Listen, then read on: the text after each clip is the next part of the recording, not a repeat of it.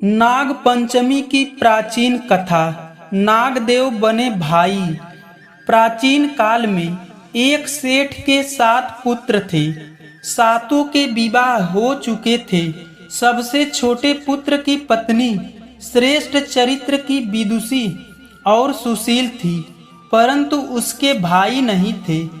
एक दिन बड़ी बहू ने घर लिपने को पीली मिट्टी लाने के लिए सभी बहुओं को साथ चलने को कहा, तो सभी डलिया और खुरपी लेकर मिट्टी खोदने लगी। तभी वहां एक बड़ा सर्प निकला, जिसे बड़ी बहू खुरपी से मारने लगी। यह देखकर छोटी बहू ने उसे रोकते हुए कहा, मत मारो इसे दीदी, यह बेचारा निरपराध है। यह सुनकर बड़ी बहू ने उसे नहीं मारा। तब सर्प एक ओर जा बैठा। तब छोटी बहू ने उससे कहा, हम अभी लौट कर आती हैं, तुम यहाँ से जाना मत। यह कहकर वह सबके साथ मिट्टी लेकर घर चली गई और वहाँ काम काज में फंसकर सर्प से वादा किया था उसे भूल गई। उसे दूसरे दिन वह बात याद आई तो सबको साथ लेकर वहाँ पहुँची और सर्प को उस स्थान पर बैठा देखकर बोली, सर्प भैया नमस्कार। सर्प ने कहा, तू भैया कह चुकी है, इसीलिए तुझे छोड़ देता हूँ, नहीं तो झूठी बात कहने के कारण तुझे अभी डस लेता। वह बोली, भैया मुझसे भूल हो गई है, उसकी क्षमा मांगती हूँ। तब सर्प बोला, अच्छा तू आज से मेरी बहन हुई और मैं तेरा भाई हुआ, तुझे जो मांगना हो मांग ले। वह बोली, भैया मेरा कोई नहीं है, अच्छा हुआ जो तू मेरा भाई बन गया। कुछ दिन व्यतीत होने पर वह सर्प मनुष्य का रूप रखकर उसके घर आया और बोला कि मेरी बहन को भेज दो। सबने कहा कि इसके तो कोई भाई नहीं था, तो वह बोला, मैं दूर के रिश्ते में इसका भाई हूँ, बचपन में ही बाहर चला गया था।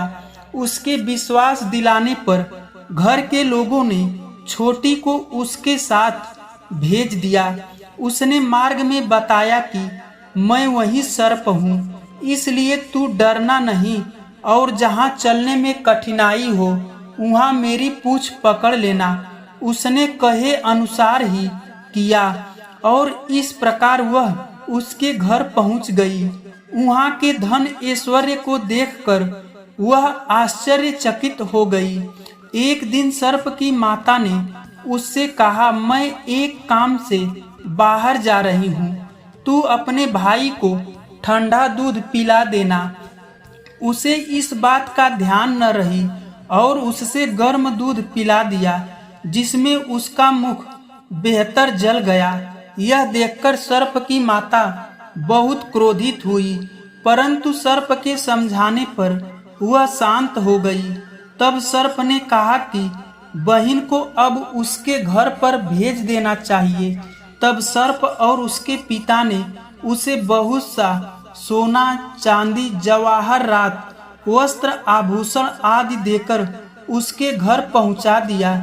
इतना ढेर सारा धन देखकर बड़ी बहू ने ईर्ष्या से कहा, भाई तो बड़ा धनवान है, तुझे तो उससे और भी धन लाना चाहिए। सर्प ने यह वचन सुना तो सब वस्तुएं सोने की लाकर दे दी। यह देखकर बड़ी बहू ने कहा, इन्हें झाड़ने की झाड़ू भी सोने की होनी चाहिए। तब सर्प ने झाड़ू भी सोने की लाकर रख दी। सर्प ने छोटी बहू को हीरा मणियों का एक अद्भुत हार दिया था। उसकी प्रशंसा उस देश की रानी ने भी सुनी और वह राजा से बोली कि सेठ की छोटी बहू का हार यहाँ आना चाहिए। राजा ने मंत्री को हुक्म दिया कि उससे वह हार लेकर शीघ्र उपस्थित हो। मंत्री ने सेठ जी से जाकर कहा कि महारानी जी छोटी बहू का हार पहनेगी, वह उससे लेकर मुझे दे दो। सेठ जी ने डर के कारण छोटी बहू से हार मंगाकर रानी को दे दिया। छोटी बहू को यह बात बहुत बुरी लगी। उसने अपने सर्प भाई को याद किया और आने पर प्रार्थना की, हे भैया, रानी ने हार छीन लिया है, तुम कुछ ऐसा करो कि जब वह हार उसके गले में रहे तब तक के लिए सर्प बन जाए, और जब वह मुझे लौटा दे तब हीरो और मणियों का हो जाए। सर्प ने ठीक वैसा ही किया।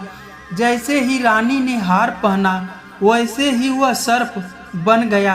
यह देखकर रानी चीख पड़ी और रोने लगी।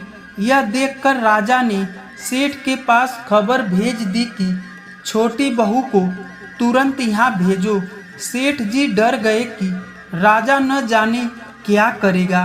वे स्वयं छोटी बहू को साथ लेकर उपस्थित हुए। राजा ने छोटी बहू से पूछा, तूने क्या जादू किया है? मैं तुझे दंड दूंगा। छोटी बहू बोली, हे राजन, दृष्टता को क्षमा कीजिए। यह हार ही ऐसा है कि मेरे गले में हीरो और मणियों का रहता है और दूसरे के गले में सर्प बन जाता है। यह सुनकर राजा ने वह सर्प बना हार उसे देकर कहा, अभी पहन कर दिखाओ। छोटी बहू ने जैसे ही उसे पहना वैसे ही हीरो मणियों का हो गया। यह देखकर राजा को उसकी बात का विश्वास हो गया और उसने प्रसन्न होकर उसे बहुत सी मुद्राएं भी पुरस्कार में दी। छोटी वह अपने हार और हीरो धन जवाहर राज सहित अपने घर लौट आई। उसके धन को देखकर बड़ी बहू ने ईर्ष्या के कारण उसके पति को सिखाया कि छोटी बहू के पास कहीं से धन आया है। यह सुनकर उसके पति ने अपनी पत्नी को बुलाकर कहा, ठीक ठीक बता कि यह धन तुझे कौन देता है। तब वह सर्प को याद करने लगी। तब उसी समय वह सर्प ने प्रकट होकर कहा, यदि मेरी धर्म बहन के आचरण पर संदेह प्रकट करेगा तो मैं उसे खा लूंगा।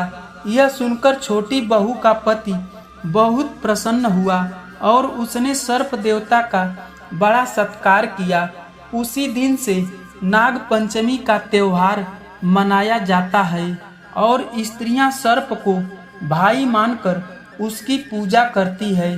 धन्यवाद दोस्तों, यह कहानी आपको कैसी लगी हमें लाइक और कमेंट करके ज़रूर बताना और हमारे चैनल को सब्सक्राइब भी करना।